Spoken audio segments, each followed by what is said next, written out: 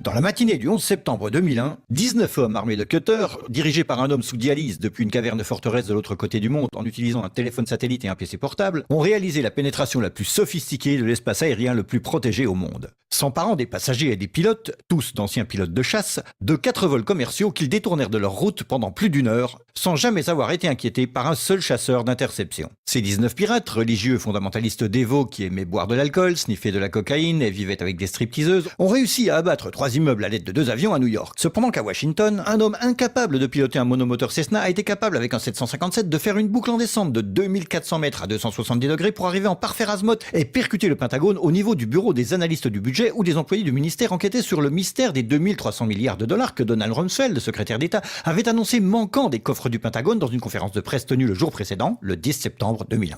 Par chance, les médias ont su qu'il avait fait en quelques minutes. Osama bin Laden.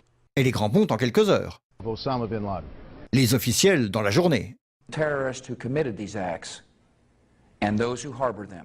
Et les preuves sont littéralement tombées dans la poche du FBI. That a hijacker's passport was found blocks from the World Trade Center crash site, if you can believe that. Mais pour une raison ou une autre, des conspirationnistes fous ont demandé une enquête sur la plus grosse attaque perpétrée sur le sol américain de toute l'histoire. Cette enquête a été retardée, sous-financée, sabotée, en conflit d'intérêts et menée secrètement du début à la fin. Elle était basée sur des témoignages obtenus sous la torture et dont on a détruit les enregistrements. Elle n'a pas mentionné l'existence du Building 7, Double Danger, Pletch, Sybil Edmonds, Ben Laden et la CIA, et les manœuvres militaires simulant des avions détournés et jetés sur des immeubles menés au moment précis où c'était en train de se produire. Elle a été trompée par le Pentagone, la CIA, l'administration Bush. Et à propos de Bush et Cheney, eh bien, personne ne sait ce qu'ils ont dit car leur témoignage était secret, pas enregistré, pas sous serment et à huis clos. Ce n'était pas important de chercher qui a financé les attaques, car cette question a peu de signification pratique. Cependant, la commission d'enquête du 11 septembre a brillamment répondu à toutes les questions du public, excepté la plupart de celles posées par les familles des victimes, et a pu pointer les fautes des personnes responsables, bien qu'aucune n'ait perdu son boulot, déterminant que ces attaques étaient dues à... failure of imagination. Parce que... Nobody in our government, at least, and I don't think the prior government that could envision flying airplanes in the buildings. Excepté le Pentagone, la FIMA, le NORAD et le NRO. La DIA a détruit 2,5 téraoctets de données sur Double Danger, mais c'est ok car ce n'était probablement pas important. La SEC a détruit les données sur l'enquête concernant les délits d'initiés avant les attaques. Mais c'est ok car la destruction des données relatives à la plus grosse enquête de toute l'histoire de la SEC fait partie de ses routines d'archivage.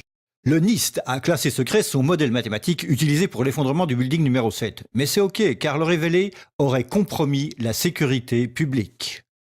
Le FBI a argué que tout ce qui concerne leur enquête sur le 11 septembre doit être tenu secret. Mais c'est normal car le FBI n'a probablement rien à cacher.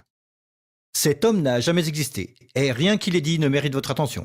Si vous dites le contraire, vous êtes un conspirationniste paranoïde qui mérite d'être mis au banc de l'humanité. Comme lui, et elle et lui. Ben Laden a vécu dans une grotte forteresse des montagnes d'Afghanistan, mais il a pu s'échapper. Puis il s'est caché à Tora Bora, mais il a pu s'échapper. Puis il a vécu 10 années à Abbottabad, mettant en échec le réseau d'espionnage le plus efficace et le plus sophistiqué du monde et de l'histoire, tout en publiant vidéo sur vidéo en totale impunité, rajeunissant au gré des vidéos réalisées, avant d'être capturé par un vaillant commando de Navy Seal dans une opération non filmée, durant laquelle il n'a pas résisté ou peut-être utilisé sa femme comme bouclier humain, et pendant laquelle ces as des forces spéciales ont paniqué et tué cet homme désarmé, censé être la meilleure source d'information de la planète concernant le terrorisme. Puis ils l'ont jeté dans l'océan avant d'en parler à quiconque. Puis 2 douzaines de membres de ce commando ont péri dans un crash d'hélicoptère en Afghanistan. Ceci est l'histoire du 11 septembre comme elle vous est rapportée par les médias qui vous ont dit la pure vérité sur... Et... They took the babies out of the incubators. Et... Mobile production facilities. Et... The rescue of Jessica Lynch.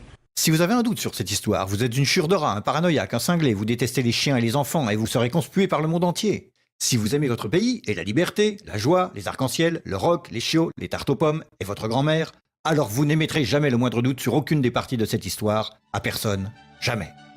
C'était une annonce publique sponsorisée par les amis du FBI, de la CIA, NSA, DIA, SEC, MSM, Maison-Blanche, NIST et de la Commission sur le 11 septembre. Parce que l'ignorance, c'est la force.